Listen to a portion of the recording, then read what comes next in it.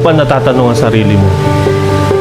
Ask yourself, anong gagawin mo kapag wala kang magawa? Paano mo lalabanan ng katamaran kung tinatamad kang lumaban? Marahil ay nagtataka ka.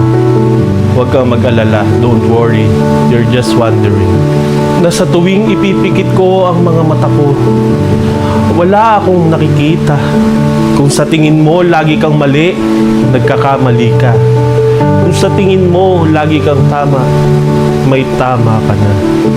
Huwag mong problemahin ang mga problema. Magkakaproblema ka. Na may mga taong nagsisinungaling na lang. Di pa honest. Don't talk to strangers dahil hindi mo sila kilala.